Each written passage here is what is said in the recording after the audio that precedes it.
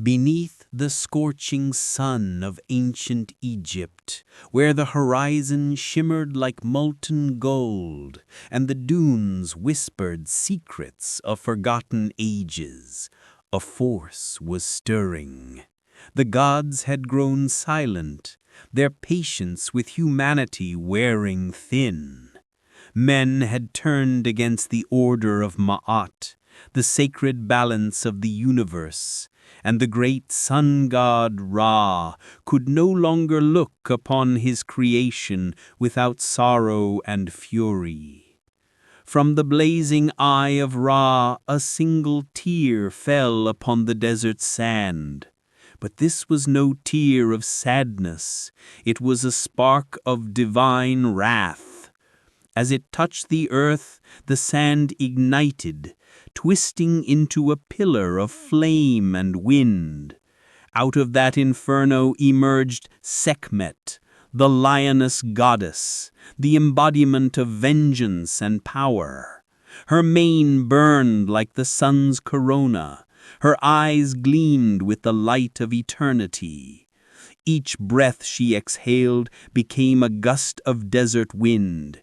Each step she took sent tremors through the ground. She was not merely born, she was unleashed. When Ra commanded her to punish mankind for their betrayal, Sekhmet roared and the heavens trembled. Villages fell silent. The Nile ran red as if reflecting her fury. Those who saw her form, half divine, half beast, felt their souls shatter beneath her gaze. Her claws tore through the armies of men. Her roar echoed from the pyramids to the stars. But as days turned into nights, and nights into endless carnage, her divine justice began to twist into insatiable bloodlust. The scent of battle became her only comfort. The cries of men became her music. Even Ra, who had created her from light, began to fear the storm he had unleashed. Sekhmet's fury was no longer bound by divine command. It was a hunger that devoured mercy itself. And in that endless blaze of destruction, the world trembled on the edge of annihilation. Thus began an age unlike any before, an age when gods walked among mortals, and the desert burned with the fire of the lioness, the age of Sekhmet. The earth had grown quiet. The cries of the dying faded beneath the roar of the desert wind. Sekhmet, the lioness of Ra, had painted the sands crimson. Her fury had no end, her hunger no mercy. Mankind, trembling beneath her shadow, stood on the edge of extinction.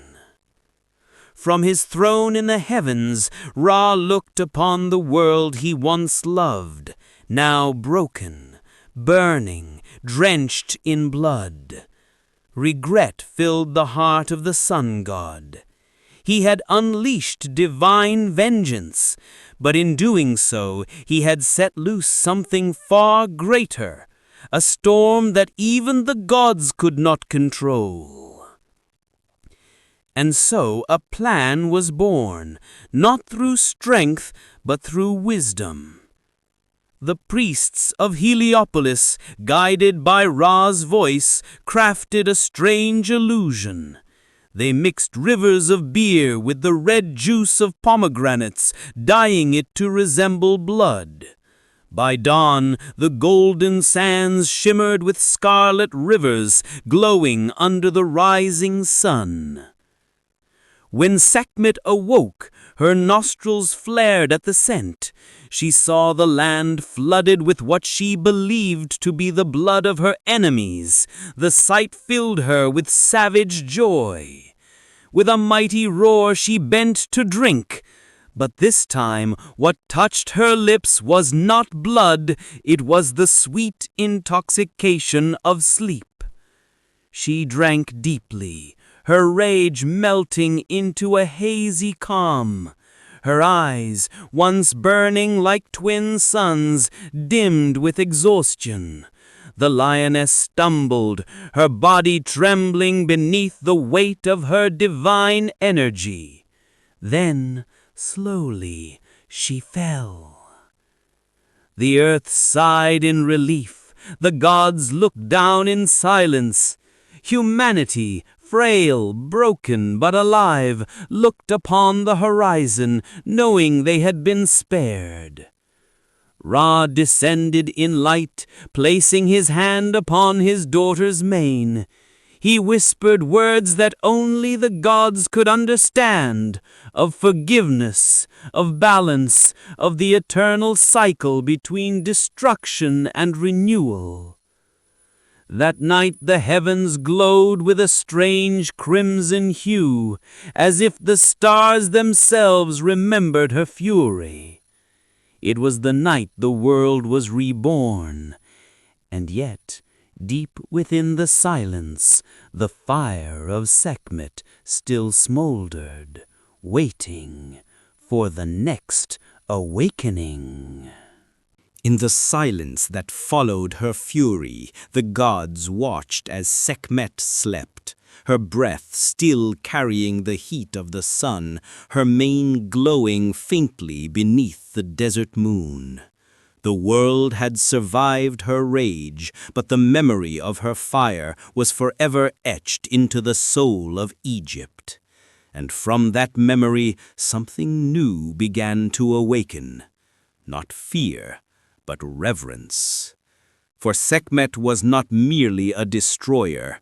She was balance incarnate, the embodiment of the eternal truth that life and death, war and healing, chaos and order were bound together as one. When her wrath was appeased, Sekhmet became the divine protector of the pharaohs. Legends tell that before each battle, kings would call upon her name, not in terror, but in faith. They believed that her lioness spirit would march beside them, unseen but unstoppable, guiding their swords and shielding their hearts. When armies clashed beneath the blazing sun, warriors swore they saw her eyes burning above the horizon, leading them toward victory. Yet beyond the battlefield, in the sacred temples of Memphis, her presence took on a gentler form. There she was worshipped as the Lady of Life, the healer whose fiery essence could burn away disease and impurity. Priests and priestesses performed rituals in her honor, chanting ancient words to invoke her cleansing power. They believed that just as her flames destroyed the wicked, they could also purify the body and soul. It was said that her touch could draw out illness like venom from a wound, that her gaze could restore vitality to the dying. Those who sought her blessing understood. To be healed by Sekhmet was not to be comforted, it was to be transformed. For her healing was fire, and her mercy was strength. Through Sekhmet, the Egyptians saw a reflection of the universe itself, a cycle where creation rises from destruction, where every ending births a new beginning. She was the lioness and the light, the flame and the renewal, the destroyer who heals and the healer who destroys, the divine paradox that kept the world in balance forever and always. Deep, dramatic, and mysterious, with clear rhythmic emphasis. Buried beneath the shifting sands near Karnak, where time itself seems to sleep, lies one of the most sacred and mysterious sanctuaries in all of Egypt, the Temple of Sekhmet. Few dare to speak its name aloud, for it is said that her spirit still lingers there, watching, waiting, listening to the whispers of the desert wind. Once, this was no ordinary temple. It was a realm of power, a gateway between life and death, destruction and renewal. Within its halls stood nearly 1,000 statues of the Lioness goddess, each carved from black granite so pure it seemed to drink the light of the sun. Each statue represented a single day in the Egyptian year, a guardian of every sunrise, a reminder that the cycle of life continued under her watchful eye. The priests of Thebes believed that Sekhmet's essence lived within each statue. During rituals of renewal, they would walk among the stone lionesses, chanting hymns older than history itself. As the torches flickered and incense filled the air, it was said that the statues would seem to breathe, their eyes glinting with golden fire. The goddess awakened among them once more. Those who entered her temple did not come seeking comfort, they came seeking truth. For to gaze upon the face of Sekhmet was to confront one's own shadow, every fear, every lie, every weakness laid bare under her burning stare.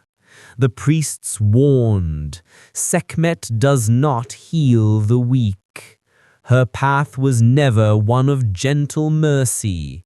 She destroys what must die within you, pride, deceit, doubt, before rebirth can begin. Only those who surrendered to her fire emerged renewed, their souls tempered like steel in divine flame. Even today, those who visit her hidden shrine near Karnak speak of feeling her presence, a pulse in the air, a low vibration in the stone. Some claim they hear the faint growl of a lion echoing in the dark. For in that sacred silence, where shadow meets sunlight, Sekhmet still walks, the eternal guardian of transformation, waiting for those brave enough to meet her gaze. In our modern world of noise and distraction, where humanity hides behind comfort and illusion, there are still those who seek the fire of truth. They are the spiritual wanderers, souls who walk between worlds, searching not for peace, but for transformation. And when their hearts cry out for awakening, it is the name of Sekhmet that they whisper into the flames. For her power did not fade with the fall of ancient Egypt. It lives on, a current of divine fire flowing through the unseen realms. Those who dare to call upon her feel it ignite within them, a burning light in the chest, fierce and radiant, spreading through every corner of the soul. It is not a fire that destroys for pleasure. It is a sacred fire that purifies. Sekhmet's energy is the force that burns away illusion, fear, and ego, stripping away everything false until only truth remains. Her presence is sudden, overwhelming, yet deeply liberating. She does not come when you are ready. She comes when you are called, when your soul demands to evolve beyond what you have been. Healers who channel her spirit describe a transformation that begins with chaos. Old wounds resurface, shadows emerge, the body trembles under the weight of unhealed pain. But through this fire, clarity is born, strength awakens, and the heart learns to beat with divine courage once more. Sekhmet's medicine is not gentle. It does not comfort. It confronts. It tears down the walls you build around your spirit, forcing you to face the parts of yourself you've long denied. She teaches that healing is not softness, but power, that to rise as your true self, you must first burn away who you were. Those who walk her path emerge changed, eyes sharper, hearts stronger, spirits aflame with purpose, for only through fire can the soul be purified. Sekhmet's gift is transformation itself, the rebirth that comes after surrender. And to those who survive her trial, she offers not peace, but freedom. They say that gods never truly die. They simply sleep, waiting for the world to need them again. And so it is with Sekhmet, the lioness of fire and transformation.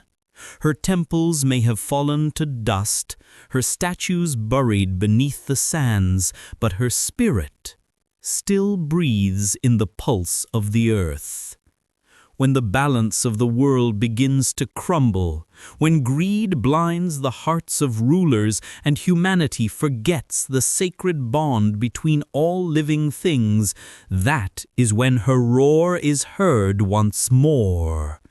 It does not come from the sky, nor from the desert. It comes from within. It rises in those who can no longer bear the silence of injustice, who feel the call to reclaim truth, strength, and compassion. But this time, Sekhmet does not awaken to destroy. She awakens to awaken. Her fire no longer burns to punish, but to illuminate. Her fury becomes courage, her destruction transformation. Through her, the old world dies, not in chaos, but in renewal. She reminds humanity that power and compassion are not enemies, but twins born of the same divine flame. To wield strength without mercy is cruelty, but to offer mercy without strength is emptiness. Balance is her eternal lesson. In every age, her energy returns in the hearts of those who dare to rise. Healers, warriors, truth-seekers, creators of change. They carry her fire, often without even knowing her name. They are her living echoes, modern lionesses of light and purpose. And as the sun sets over the Nile, bleeding gold and crimson across the horizon, one can almost feel her presence in the wind, fierce, eternal, watching. The world changes, civilizations fall, but her essence remains unbroken. For Sekhmet is not just a goddess of the past. She is the guardian of every rebirth, every transformation, every soul brave enough to burn away its shadows to find its light. In every sunset that bleeds into the Nile, the fire of Sekhmet still burns, unending, undying. The eternal lioness, protector of life, death, and the infinite dance.